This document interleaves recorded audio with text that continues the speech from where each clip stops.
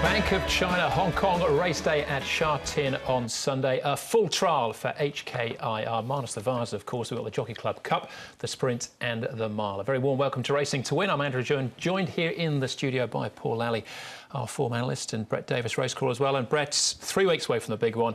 All the big guns are out.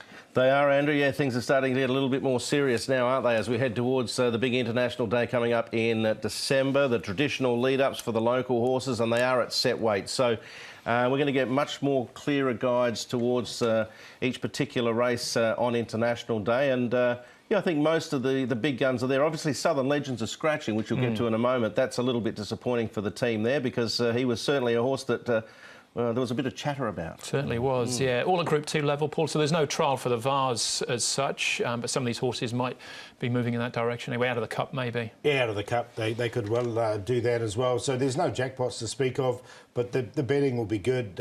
All the good horses are out there, so especially in the Sprint, that looks like a really good race. Set weights now with those penalties, so looking forward to that. The top three in particular, Lucky Bubbles and Was the Vase, and also Mr. Stunning looks a real good race. Yeah, you'll be there with your little Werther scarf on too, no doubt. Yeah, his brother won the New Zealand Cup today, Gobstopper. So there you go, the family's in form. We'll get onto this in more detail. We come to the Sprint. It's interesting now, Mr. Stunning beat them at handicap conditions last time. He actually gets weight off Lucky Bubbles this time round, doesn't he? Yeah, well, there's a couple, of course, if you won a Group 1, I think it was November 20th, 2016. If you won a Group 1 since then, you get a penalty of £5. So Werther is a recipient of that, and so too is Lucky Bubbles. And there's a couple of others as well in the longer race. Yeah. But yeah, it certainly suits Mr. Stunning better, but he has drawn a touch awkward. That's the offset, isn't it? Yeah, it's an interesting thing to line up there as far as the Sprint is concerned. That is race number 7 on the programme, the Sprints. The withdrawal is Southern Legends out of the Sprint, as Brett said, a blood abnormality, so disappointing for Casper fans and the team there. Other horses out, House of Fun out of race number 10, fantastic end to the programme. Sorry, not Douglas White will now be on board Midnight Rattler. So race 10, number 3. That's a B course we'll be racing on as far as the turf is concerned. We've got 2 races on the all-weather though as well. We kick the programme off, first 2 races on the dirt, and the opening event's a Class 5 over the 1650 with best effort dropping back into Class 5 where he's 1 from 1 in this company. Riverside Birds tries the dirt for the first time. He's into Class 5 for the first time as well. Owner's Night gets the blinkers on for the first time. Step up in trip for Dynamic Lions up to the 1650. Lightning and Gold, course and distance, first time for him. Furious Pegasus, a last start winner of the mile. And Winning Lee, run up behind Diamond Friends, only just nabbed very late there. Joe Mara jumps on. Yeah, for rating at 26, he's likely to roll forward. They've got good to slow as the potential speed map. Winning Lee might try and press on and get in front of Happy Beauty, who was a little bit unreliable at his last start. So there's potentially the chance Winning Lee might even be able to lead on his own here. I didn't think there were too many others that could be handy. Best effort should get the opportunity to kick up and get the run of the race.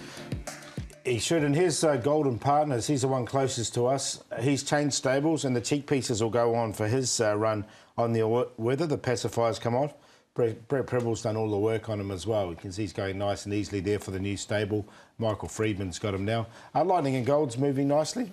Piece here. He's a horse who's quite well rated at the moment. He's getting down to 13. He's got barrier 14 to overcome, but Zach Burton will jump aboard. You can see he's going easy as you like here in the morning. It's typical Class 5 this race. And I thought Soccer Brave wasn't going too badly either. He's stretching out nice. He's been a bit of a one-hit wonder there, this horse at the moment. Doctor in the Medics, Spirit in the Sky type stuff. He's had 1 win, and thanks, Molly. And Soccer Brave as well. This is his second piece of work. So we thought at least he may be a one-hit wonder, but he can have 2 pieces of work we'll show. You look good in a cowboy hat as well, wouldn't you? Yeah, fantastic, yeah. Right, let's start things off with Winning Lee. All but held on last time out on the dirt. Got a bit of a break on them. Was run down late by Diamond Friends. Exponents in here finished 4th. Also got Owner's Delights, Happy Beauty, Equity Doctrine as well. Winning Lee is 4 or 5 lengths to the good. Going to take a bit of reeling in here to in second position Diamond Friends, who's now doing his level best to do just that. Exponents in third, followed by Great Top Light and Soccer Brave. It's Winning Lee though as they approach the final 200, but the warning light on the dashboard is on, and Diamond Friends is finishing very strongly. Winning Lee and Diamond Friends, who looks like he's going to get there in time. Winning Lee battling back. Diamond Friends and Winning Lee as they go to the line.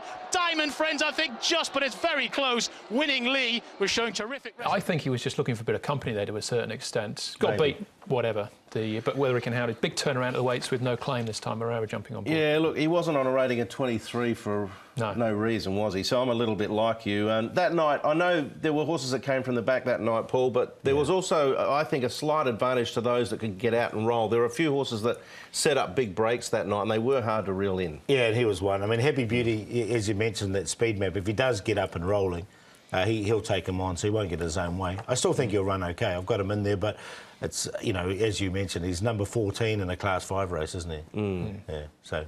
You wouldn't want to 290 favourite. Yeah, well. So you wouldn't want to take any shorts about him, which you probably have to. Yeah. All right. Well, that's Winning Lee. Let's have a look at Rainbow Gold and Dynamic Lions as well. Rainbow Gold, I thought it wasn't a bad effort from him behind Foxbat here. Quite a tough effort. Yeah, he's a horse who's been working okay as well on this particular surface. It's probably his best run. He's number 13, so he's rated 27. He has been placed on the all-weather before, this horse at big odds. But that's the only sort of sign of form. If he can reproduce that, he can be in it. And Dynamic Lions, I think this is the right surface for him.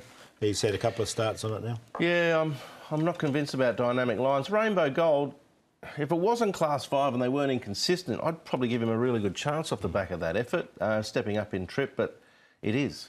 So I've got my sort of question marks alongside of him, but on the basis of that run, he looks a chance. All right, OK. Furious Pegasus, good win this one. This is on the turf, of course, over the 1,600 metres.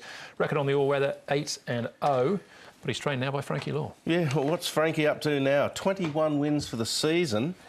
And this is meeting number 23. And this guy, when he first got here, he was poor. His best effort, I think, might have been at start 6 or 7, and it was on the all-weather. So I was sort of waiting, Paul, for him to actually get back onto the all-weather before I tipped him, but he managed to sneak this win in just prior to that happening. Yeah, and look, he's in form, and we know how Frankie Law's going, as you mentioned, with that record, so you got to give him a couple of looks, definitely. All right, Class 5 then, all-weather, 1,650. You mentioned Happy Beauty, your old mate. He's back in, is he? Yeah, he's back in. He's not on top, though. He's just drifted down a bit. It's the usual suspects in this race with this Class 5. Best effort's been here once. He's won and he's gone back up. And he's been really, really well backed in Class 4, this horse. He's back now down into Class 5. I think this could be his race. To beat Happy Beauty, we haven't given up on him totally. Owner's Delight. Now, he's the real left field horse. He's got blinkers on for the first time, and his track work's picked up with these blinkers. So from barrier 4, I reckon he can run all right, $7 odd a place, and then Winning Lee in there for 4th. He could be higher up, but you know it's $2.90 about a number 14 in race 5. 1, 2, 5, 14. I'd play exotics. Yep, I'm going to go with the 11 Furious Pegasus. I'm not a huge fan, but I just think he might be a better horse on this surface as opposed to the turf, and he got it done on the turf last start. But I agree with Paul. I think best effort, despite the bigger weight, the easier class, the good barrier, probably the measuring stick. Equity Doctrine had a bad draw last start. He's got another awkward one, but this is clearly a surface he enjoys racing on.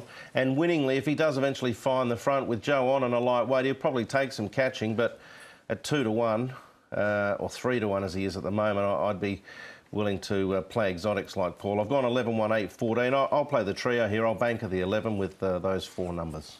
All right. Yep, not a race for a best bet, I don't think, in the Open. But I'm with Paul there. Best effort to make it 2 from 2 in the class.